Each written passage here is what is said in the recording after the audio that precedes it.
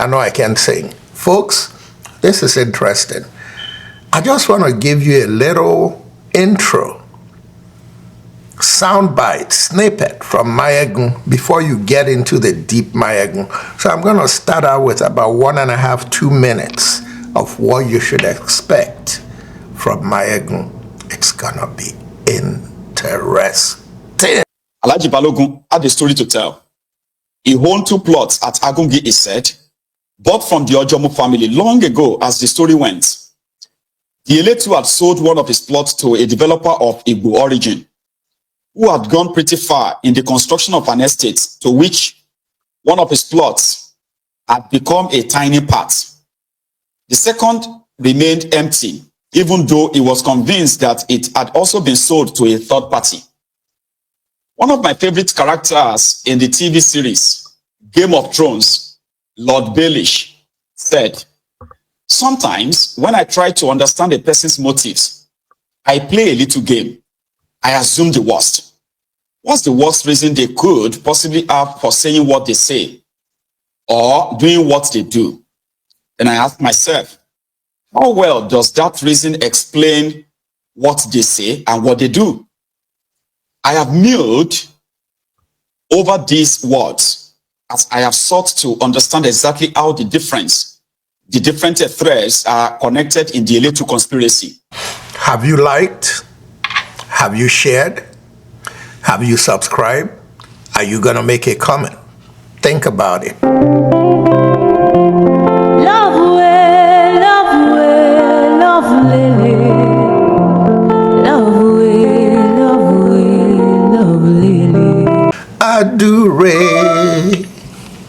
Adure buomo, adure lele, etokwasaye. I'll leave it right there, folks. First of all, you could see that I'm fully decked out today. One of my watchers, one of my viewers, kind of inboxed me telling me that, "Fred, I'd like to see what you look like decked out in a real 9-to-5 corporate look. The lighter, dressed down look." That's what the younger generation of social media users like. They're not into all this suit thing. And the older people who are in my target market hardly like, they hardly share, they hardly subscribe. So I appreciate their viewership, but I try to appeal to the younger generation who are the ones who like, share, subscribe, and even make comments. And I like to look the way that they're comfortable with, and they don't write me off as those Mr. Know-it-alls. So that's why I dress down. And in obliging the person who wrote the comment, I even decked out in cufflinks too. I'm just kidding. Just sidetracking before getting into the serious stuff. Now that I started out that way, why don't we start out by, even before you go into it, click on like and like the program. Go ahead and share to people you think are gonna like the program so that you don't forget at the end. Take time and subscribe and leave a comment. That's how we grow. And my program is really growing. The things I'm talking about are starting to resonate, but it gets better if you help it grow. So please do that for us.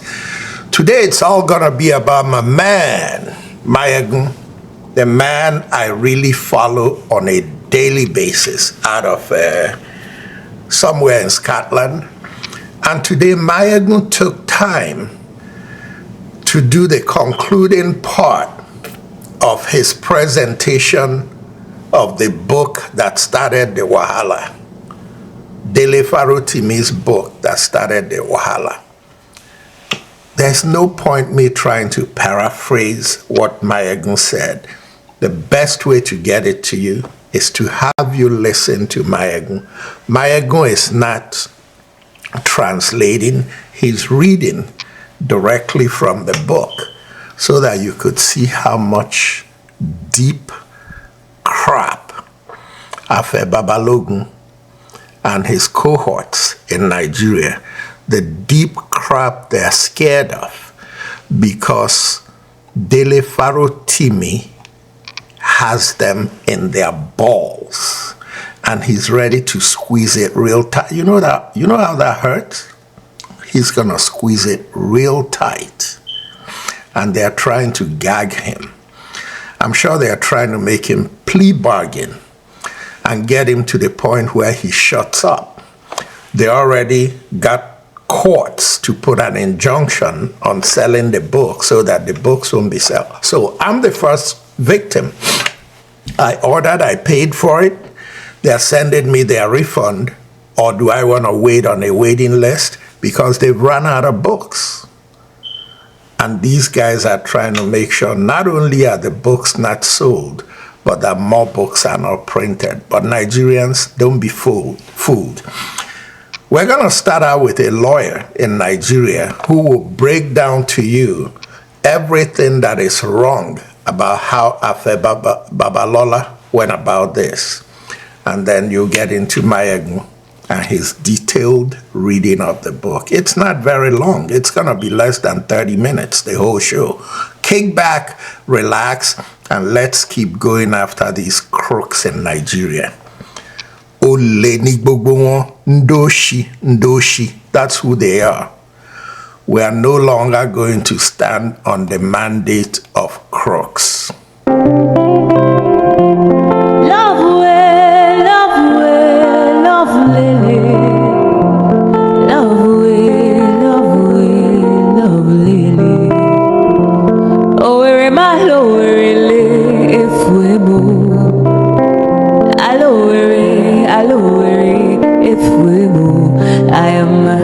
Hello, everybody.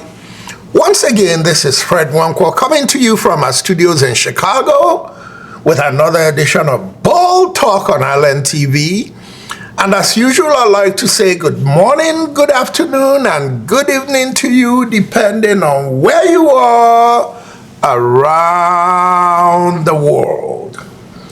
Let's start out with this lawyer on Arise TV, and then we'll get into Maiyegun. Just bear with me. And when it is the law that will decide who the felon is. You don't judge and decide who the felon is when you have not even had a substantive matter. And that is why at this preliminary stage, you don't expect the court to jump into the arena. The fact that the court didn't give him bail is wrong. The High Court had given him bail. The Federal High Court in Ado Ekiti gave him bail. They took him to Federal High Court. Now they had another one is springing up in Abuja, but I guess that one is a civil matter. The one in Ibadan is also a civil matter because they came by writ of summons. The one in the magistrate court, obviously, that magistrate cannot, in all honesty, say that he is acting out of his own self-will. He cannot. Because if he does, there's no reason why he will not give him bail. At least give him bail, and then when he perfect his bail condition, he will now come to answer for all the issues. The issue of whether it is a criminal defamation or not, and whether it exists in Ekiti or not, is yet to be fine-tuned. Because I've had one former Attorney General of Ekiti State that says that, yes, the law of Ekiti still recognizes that there's criminal defamation. And everybody will now begin to quote. Yes. Check the laws of 2021. I have empirical proof here. I read through it. It doesn't recognize criminal defamation. It only talks about section 70, which where there's a breach of public peace through publication. Through publication. Good. A breach of public peace through defamation. Yeah. No, not through defamation. No, through publication. Sorry. So that's not criminal defamation. Through publication, which of course is relying on the Criminal Code Act. Criminal defamation was not all right. Relying on Criminal Code Act, and it was integrated by, do Ekiti. I mean, for about Ekiti State in that 2011 laws of Ekiti State of Nigeria, 2012. No, that one, 2012. There was that one. That one. I am not arguing whether it is still there or. That's all fine and dandy. That lawyer was very, very convincing to me. But let's not worry about what he said. Let's now go to Maiyegun, not Maiyegun's opinion, but Maiyegun reading the book line by line, so that you will be the judge of determining what you think about what Dele Farotimi wrote and what he's saying, and what you think about Afe Babalola's position. This is what Fela meant when he was singing in Yellow Fever. Yellow fever nko na in they bring the matter now it day. But you know what? Let's wrap it up. Okay, let's go to chapter 9, which happened to be the last chapter. Lawal Pedro the Jackal. Lawal Pedro lent himself as a negotiator and became a broker between those the Eletu were seeking to assert their judgment against and the judgment debtors. He began to play a double game. In one breath, he would assure the affected persons that he was seeking to find peace. And in another breath, he was assuring the Eletus that he would be able to find them some sort of settlement. He held himself out as the solution to the problems of both the litigants and those affected by the judgment. He inserted himself into the situation and became a factor for the Eletus and their victims. In the midst of this, Maiyegun Abdullahi, who had been connected to the Ojomo family long before I was called to the bar, and who still enjoyed a charming relationship with the Kabiyesi and the Balogun, and who was equally friendly with some of my clients, was busy undermining the client's confidence in my capacity to do my job as a lawyer, erroneously advising them that the Supreme Court judgment remained valid and that they should consider negotiating a settlement with the Eletus. I had a situation where the Solicitor General of Lagos State was advising my client to discount my legal advice because he was interested in brokering deals between my clients and the Eletus, who he knew or should have known had a fraudulent claim at best. Maiyegun Abdullahi, on the other hand, was largely motivated, perhaps, not only by money, but also by personal relationships that had gone sour. He did everything under the sun to make sure that my client did not have confidence in the legal advice I was offering them. Eventually, under pressure from the Eletus and Lawal Pedro, quite a number of clients settled the Eletus claim in sums running into billions of naira. The Eletus and their lawyers continued to assert their claims per the fraudulently procured warrants, and the rapacious nature of the audacious land grabs meant that every unbuilt plot of land in Osakpa Agongi axis became fair game to them. This refusal to discriminate in the manner of their land grabs brought my office into contact with a rather interesting man, Alhaji Tunde Balogun, the immediate past commissioner for local government and chieftaincy affairs in the state at the time, who later became the chairman of APC in Lagos State. Alhaji Balogun searched me out. He came to my office of his own accord. I had never met him before he came to my office, and I had equally never heard of him. A particularly parsimonious man, he let on a skillfully shrewd and detailed negotiation process during the course of his negotiation of our professional fee. Alhaji Balogun had a story to tell. He owned 2 plots at Agungi, he said, bought from the Ojomo family long ago as the story went. The Eletu had sold one of his plots to a developer of Igbo origin, who had gone pretty far in the construction of an estate to which one of his plots had become a tiny part. The second remained empty, even though he was convinced that it had also been sold to a third party. One of my favorite characters in the TV series, Game of Thrones, Lord Baelish, said, "Sometimes when I try to understand a person's motives, I play a little game. I assume the worst. What's the worst reason they could possibly have for saying what they say or doing what they do? Then I ask myself, how well does that reason explain what they say and what they do?" I have milled over these words as I have sought to understand exactly how the different threads are connected in the Eletu conspiracy. Justice Abdullahi was the chairperson at my wedding reception. She was the one that had employed me to work with my first employers, Basa and Partners. And we had not had any word to say to each other since May 2003, when she had visited my home and rudely sent me to fetch my wife for her, whilst she sat in a car at my gate waiting for my wife to bring her the checkbook to the office account to which my wife was signatory, even as Milady was the controller of the purse. The very same Justice Abdullahi, who was busy undermining my credibility and legal knowledge with key clients, was the very same person that was surreptitiously referring Alhaji Balogun to me. I became quite suspicious and began to sniff and dig around. I called up my wife and then I called Mr. Mike Bayowa, my former boss and the normal head of chamber in my time at Basa and Partners. Both confirmed that Alhaji was Madam's client, and Mr. Mike further revealed that he was aware of the problems, having been earlier briefed by both Alhaji and Justice Maiyegun Abdullahi. I became even more intrigued. Now, Alhaji's case was interesting to me for several reasons, but the most important thing about the case was the timing of the brief and its provenance. Bigger clients were being urged to settle with the Eletus by forces within the Lagos state government and judiciary. But here we are, paying counsel to a prince of the political establishment, a two-time commissioner of the state, and one that was still very much in the good books of the powers that be in the state.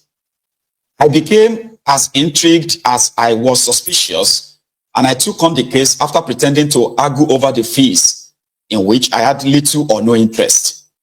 I sued the Eletus and their buyer on Alhaji's instruction in suit number LD/3121/14. With Alhaji's case, I was able to make the case I had always made against the Eletu judgment.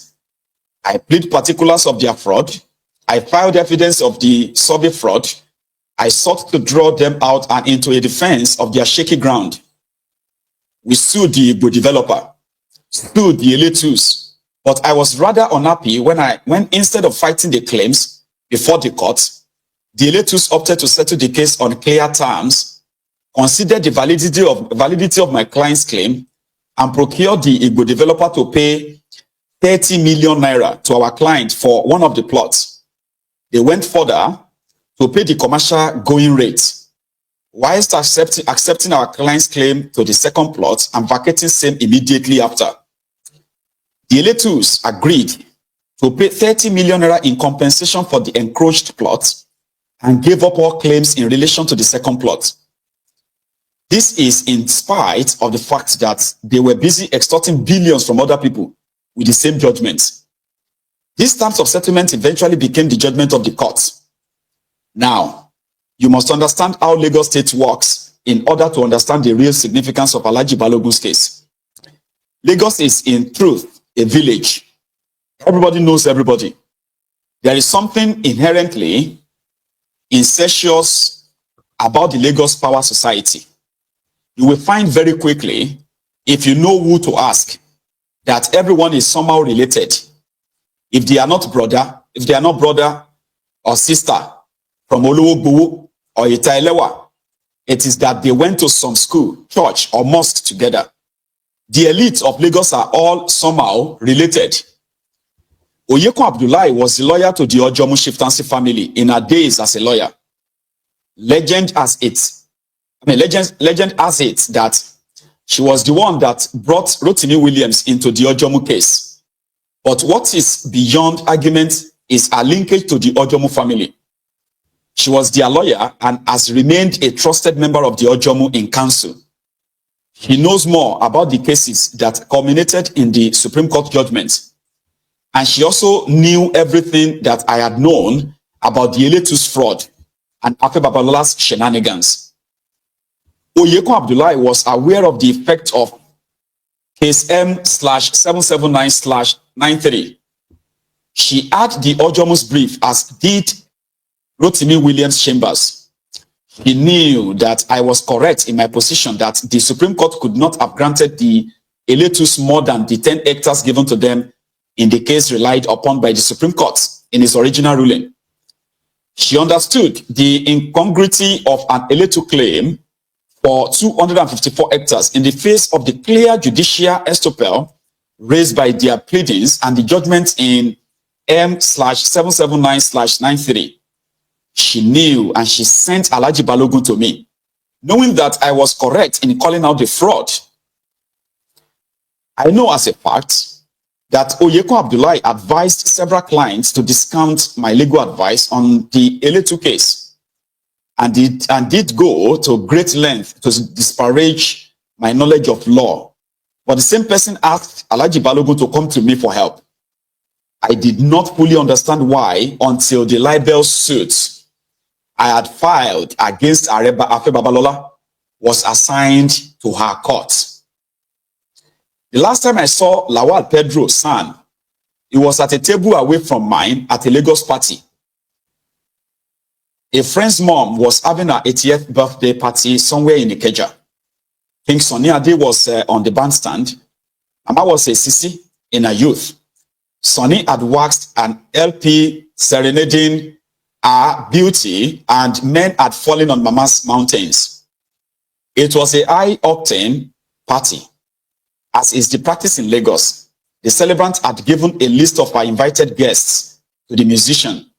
And the first I became aware of the presence of the man was when Sunny Ade began to sing his praises. Lawal Pedro was the Solicitor General of Lagos State at the time that the Eletus got their judgment from the Supreme Court. I had become aware of the man very early in my practice life. My friend and second employer, Ademola Adeshina Ogunlana, had worked for him before establishing his own law practice. And as I worked with Ogunlana, he would speak occasionally of his time with Peddy, as he called Pedro in those days, perhaps with some affection. I later came to hear enough from multiple sources to conclude from my own personal knowledge of Sherubawan that he must have coined the nickname Peddy, having characterized the man as a lovable rogue. That Pedro is a rogue is not in doubt. I will let you decide whether he be lovable or evil. At a meeting called by Lagos State, which was shared by Lawal Pedro in his capacity as the Solicitor General of the state, Pedro was given the task of finding a peaceful solution to the impasse by Adeipaye, the mild-mannered Attorney General of the state, who had been tasked with the duty by BRF, Fashola, and to avoid the likelihood of a breakdown of law and order. Lawal Pedro began to speak as if he was the retained counsel for the Eletus. In response to our objections to having the Eletus described as a chieftaincy family, whose claims are rooted in traditional land ownership, Pedro began to propound rather strange doctrines for the emergence of such families. That was when it began to get interesting, and the point where the extent of Lawal Pedro's shameless capitulation to the pursuit of filthy lucre became glaring and undeniable. The plot thickened when Agbenla, who was also a member of the multi-sectoral government team, became ambivalent about his own composite survey report. Surveying is essentially an actuarial science. There are no variances to be had in the interpretation of a survey. And once a surveyor has the information on the survey, it should not require further information before locating the land on the globe. For a drawing describing a property to be worthy of the name survey, it must describe the land with particularity. Agbenla had been compromised, I surmised. I have come to the knowledge of how, by a rather fortuitous twist of fate, I became the catalyst required for the squabbling thieves to sheath their swords. The facts are all in the public domain. You just need to know where to look and what to look for. I will help you out. A little patience. Afe knew at the time he was accepting the Eletu's brief after their loss at the Court of Appeal that they were not only poor, they were indigent. These people were impecunious. The most basic of honest legal research would also have led to the inescapable conclusion that they had become entitled to only the 10 hectares that they had accepted in settlement of their claim in M/779/93. The Eletus had also sold these 10 hectares almost immediately after it was originally released to them. Afe knew all of this, but he had clearly impecunious people execute an agreement with him for legal services and had same notarized by a magistrate. Afe knew that the Gazette of Acquisition had rendered the rights in the conveyance in Kuwait. He knew that with Lagos State not being a party in the suit at any point, that the acquisition was not invalidated by the farcical gyrations of the Supreme Court. He was fully aware that M/779/93 stopped his client from ever fighting the acquisition in perpetuity and rendered his claims fraudulent, including any Supreme Court pronouncement discountenancing these facts invalid and nonsensical. But Afe knew that he could get the Supreme Court to do whatever he wanted and to rule however he asked. Pedro knew this too, and he being the original Lagos boy, showed Afe a bit of Lagos magic. Afe Babalola and the Eletus might have killed the buffalo, but they had no way of feeding from the carcass. We had turned the corrupt triumph at the Supreme Court into a Pyrrhic victory. And it was at this point that Pedro craftily inserted himself into the plot. He presented himself to the Eletus as the one that could get the corporate developers affected by the fraudulent judgment to pay up, and as the one that was best positioned to get them any form of recompense for their judgments. I have always enjoyed watching wildlife films and documentaries. I am particularly keen to draw parallels between the country of my birth and the animal world, and I warrant that you would be surprised to find how alike we are. When it comes down to it, if Afe Babalola might be likened to the lion, Lawal Pedro and the Lagos gang are the original African wild hyenas. They literally chased Afe Babalola off his scale. They repackaged the conspiracy, cut the losses, and went for the low-hanging fruit.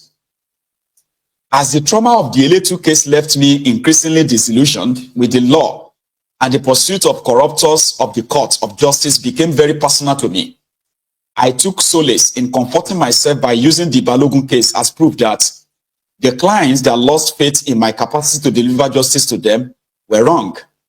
And even as I chafed at having been disabled by my bigger clients, I savored the pleasure of sticking it to the Eletus and the gloating told you so to the corporate players who were panicked into settling with them. This was enough until AD Hammer caught up with Afe Babalola. He dragged Lawal Pedro before the Lagos High Court and the Eletus before the ICPC. Interesting.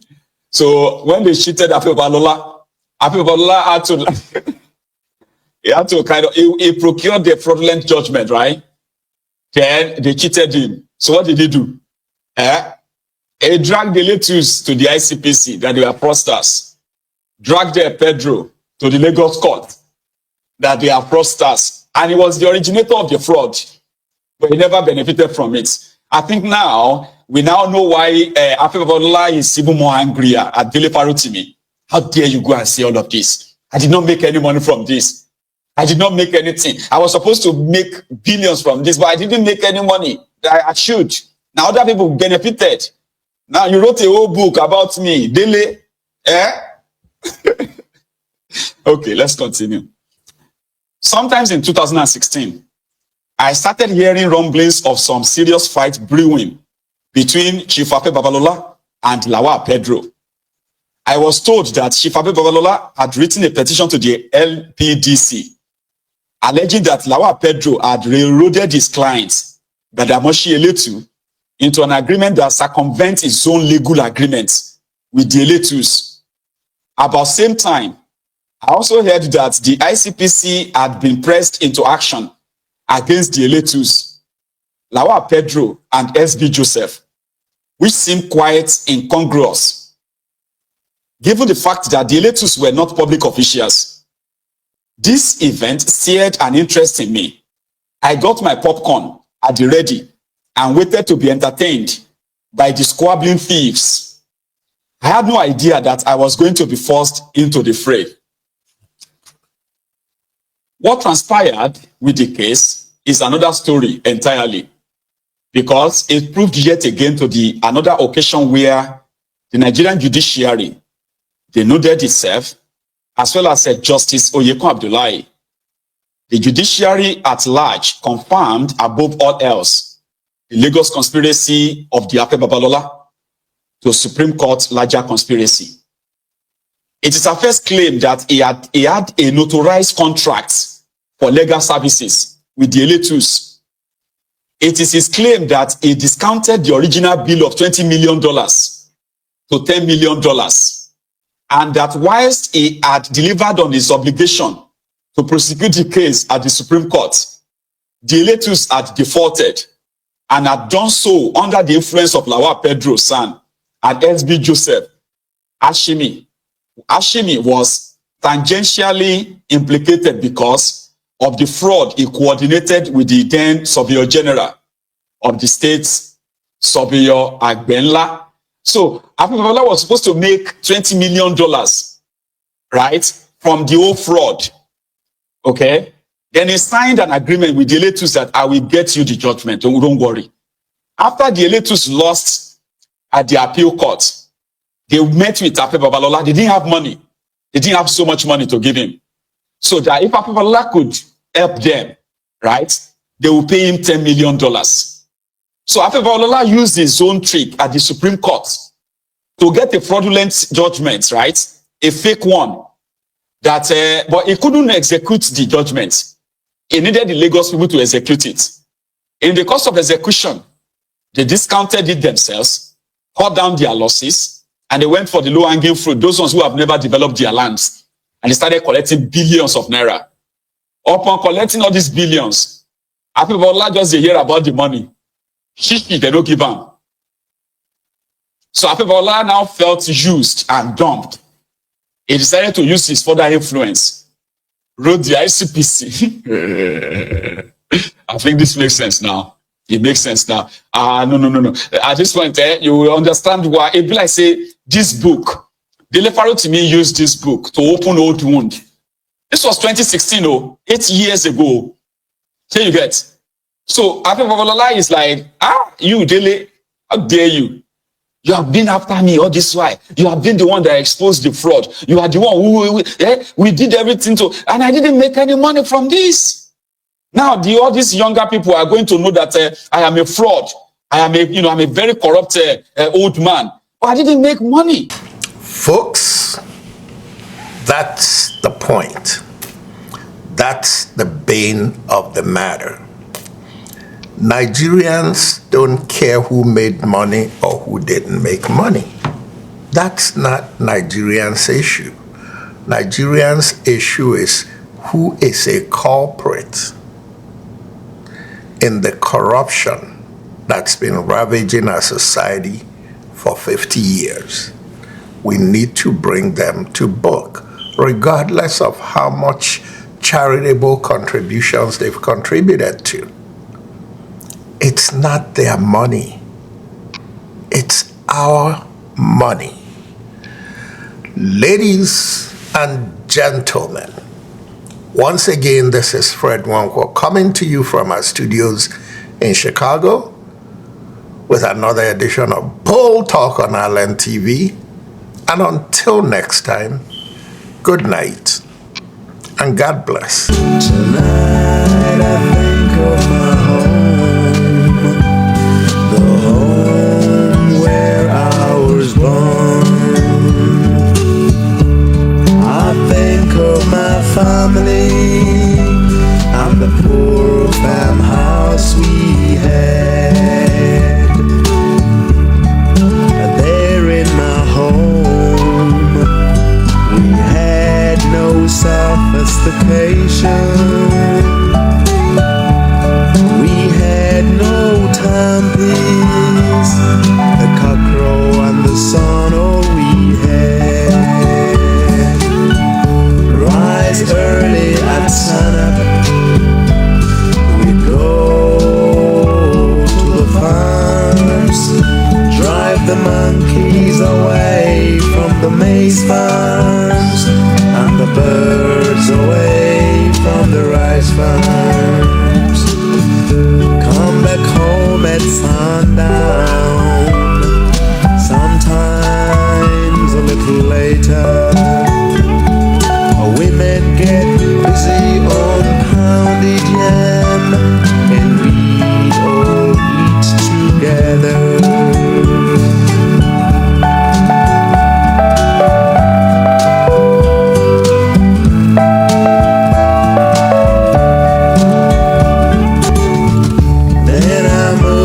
To Lagos, where I am right now.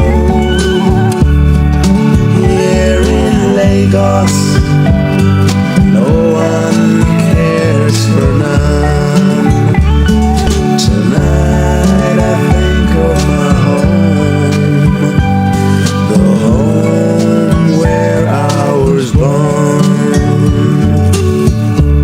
I think of my family and the poor farmhouse we had. There in my home, we had no sophistication.